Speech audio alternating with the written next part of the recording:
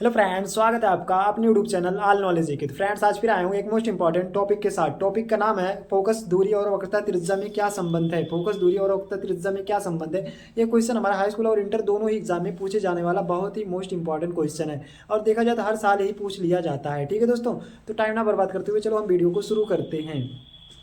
तुम्हारा क्या है, फोकस दूरी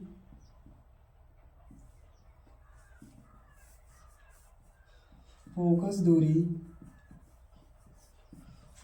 तथा वक्रता त्रिज्या में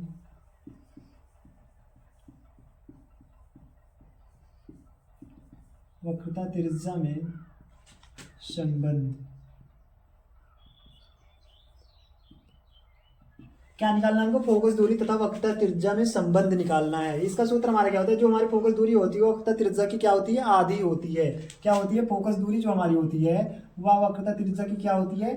आधी होती है। कैसे होती है आइए सिद्ध करके बताते हैं कैसे होती है। जो हमारी फोकस दूरी है वक्रता त्रिज्या की आधी कैसे होती है, चित्र के माध्यम से समझाएंगे आपको।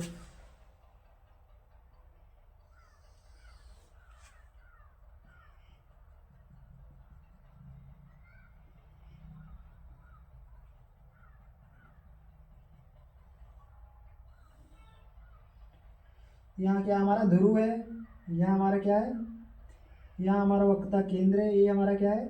मुख्य फोकस है और मुख्य अक्ष के समांतर, ये हमारा क्या है? मुख्य अक्ष है। अभी चित्र बना लेते हैं फिर समझाते हैं आपको।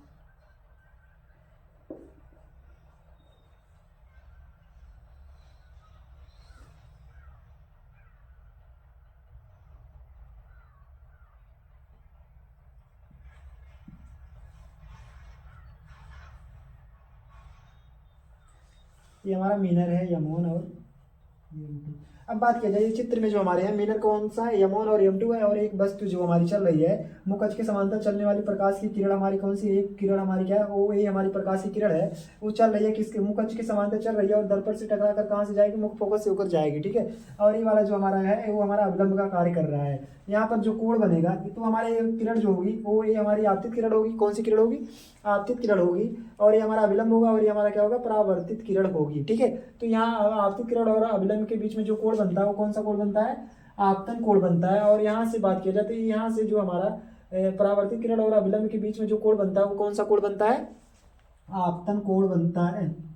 कौन सा कोण बनता है? परावर्तन कोण बनता है। कौन सा कोण बनता है? परावर्तन कोण बनता है आर, जिसे आर से प्रदर्शित किया जाता है। ठीक है, अब बात किया जाए, अब यहाँ से देखा जाए दो हमारी समांतर रेखाएं हैं। कौन सी रेखाएं हैं? दो समांतर रेखाएं हैं। यहाँ से दो समांतर रेखाओं को एक तिर्यक रेखा काट रही है ना। जब दो समांतर रेखाओं को एक तिर्यक रेखा काटती है तो यहाँ पर क्या बनता है? एक आंतर अंतः कोण बनता है। तो यहाँ से देखा जाए तो ये वाला कोण हमारा इस कोण के क्या होगा? बराबर होगा। ये वाला कोण किसके बराबर होगा? इस कोण के बराबर होगा। तो कोण हमारा बराबर होगा। कोण कौन सा बराबर हो? कोण ओ ए सी बराबर होगा किस कोण के बराबर होगा? कोण हमारा ए सी एफ कोण के बराबर होगा। ठीक है, अगर ये हमारा आई है, कोण आई है, तो ये भी हमारा क्या होगा? कोण आई होगी। अगर ये हमारा क्या है? आई है, तो ये भी हमारा क्या होगा? आई होगा। ठीक है, अब बात किया जाए तो जो हमारा कोण है, कोण क्या है? ए सी, कोण हमारा ए सी एफ बराबर होगा किस कोण के बराबर होगा? कोण ए सी एफ, मतलब कोण ए सी एफ बराबर होगा। कोण हमारा किसके बराबर होगा? कोण हमारा बराबर होगा सी ए एफ के बराबर होगा। किसके बराबर होगा? कोण हमारा सी ए एफ कोण के क्या होगा? बराबर होगा। अर्थात कोण आई बराबर कोण आर होगा। क्या होगा? कोण आई बराबर आर होगा। कैसे होगा? क्योंकि जो हमारा परावर्तन का दूसरा नियम बताता है कि आपतन कोण परावर्तन कोण के सदैव बराबर होता है, तो इस नियम से हमारा क्या होगा? कोण आई बराबर कोण आर के बराबर होगा। मतलब जो हमारा ए सी एफ कोण बराबर होगा सी ए एफ कोण के बराबर होगा। जब ये बराबर होगा तो हमारी ये भुजा जो हमारी होगी ए एफ बराबर होगा सी एफ भुजा के क्या होगा? बराबर होगा। ठीक है दोस्तों, अब यही बात किया जाए, यदि हम दर्पण का द्वारक बहुत छोटा ले लें, दर्पण का द्वारक छोटा होने के कारण जो हमारा होगा, जो हमारा ए से एफ तक की जो हमारी दूरी होगी वो हमारा किसके बराबर होगा? एफ पी की दूरी के क्या होगा? बराबर होगा। ए एफ की जो दूरी होगी हमारी एफ पी दूरी के क्या होगा? बराबर होगा। ठीक है, अब जब ये बराबर होगा तो हमारे यहाँ से देखा जाए तो सी से पी तक की जो दूरी होगी, सी से पी तक की टोटल दूरी हमारी कितनी होगी? सी से पी तक की जो टोटल दूरी होगी हमारी सी एफ प्लस और हमारा होगा एफ पी, मतलब यहाँ से यहाँ तक की टोटल दूरी हमारी क्या होगी? सी से एफ तक की जो दूरी होगी, सी से पी तक की जो दूरी हमारी टोटल होगी, सी से एफ तक जाएंगे, फिर हम कहाँ तक जाएंगे, एफ से पी तक जाएंगे, दोनों का योग हमारा क्या हो जाएगा, ये पूरी टोटल दूरी निकल के चली जाएगी। ठीक है, अब बात किया जाए, यदि यहाँ पर देखा जाए तो हमारा ए एफ जो हमारा सी एफ के बराबर है और हमारा ए एफ हमारा पी एफ के बराबर है। जब ये बराबर है तो हमारा बराबर होगा, क्या बराबर होगा, सी एफ बराबर हमारा क्या होगा, एफ पी के बराबर होगा। ठीक है, यहाँ सी एफ बराबर किसके बराबर होगा, एफ पी के बराबर होगा। अब यहाँ सी एफ के स्थान पे क्या रख देते हैं हम, यहाँ रख देते हैं एफ पी रख दिया जाता है। ठीक है, तो यहाँ रख दिया जाता है एफ पी और यहाँ हो गया एफ पी।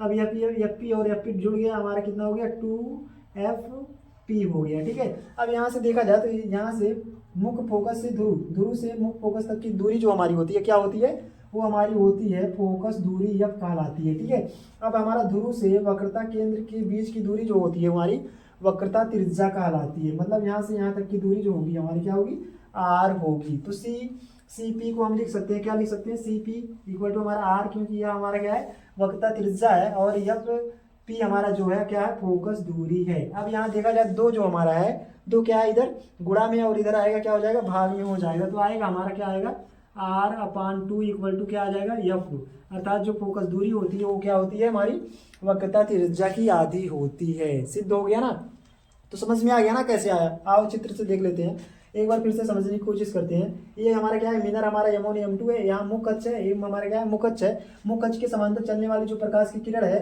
ये दर्पण से टकराकर मुख्य फोकस से होकर जाएगी। कहाँ से जाएगी, मुख्य फोकस से जाएगी। ठीक है, और एक प्रकाश हमारा यहाँ से वक्रता केंद्र से भी जाएगा, जो हमारा अभिलंब का कार्य करेगा। अब ये वाली जो हमारी किरण है, वो हमारी कौन सी किरण है, ये हमारी आपतित किरण है, और यहाँ से परावर्तित होकर तो हमारी ए एफ वाली जो किरण होगी वो कौन सी होगी, परावर्तित किरण होगी, और ये हमारा क्या होगा, अभिलंब का कार्य करेगा। ठीक है, तो यहाँ अभिलंब और आपतित किरण के बीच में जो कोण बनता है वो कौन सा कोण बनता है, आपतन कोण बनता है। और यहाँ जो हमारा क्या है, परावर्तित किरण और अभिलंब के बीच में जो कोण बनेगा वो कौन सा कोण बनेगा, वो बनेगा हमारा कोण क्या होगा, परावर्तन कोण बनता है। ठीक है, अब बात किया जाए तो हमारा परावर्तन कोण, यहाँ से देखा जाए ओ ए सी जो हमारा कोण होगा, मतलब यहाँ देखा जाए दो समांतर रेखाएं जा रही है ना, दो समांतर रेखाएं जा रही हैं और एक तिर्यक रेखा काट रही है। अब यहाँ पर जो काट रही है तो यहाँ पर क्या बनता है, एकांतर अंतः कोण बनता है। तो हमारा ये वाला जो कोण होगा इस कोण के बराबर होगा, अगर यहाँ आई तो ये भी हमारा क्या होगा, आई होगा। ठीक है, तो हमारा कोण ओ ए सी बराबर होगा, कोण ए ओ सी बराबर होगा, किस कोण के बराबर होगा, ओ सी एफ कोण के बराबर होगा। ठीक है, आई बराबर आई के बराबर होगा, ये वाला कोण हमारा इस कोण के बराबर होगा एकांतर अंतः कोण से।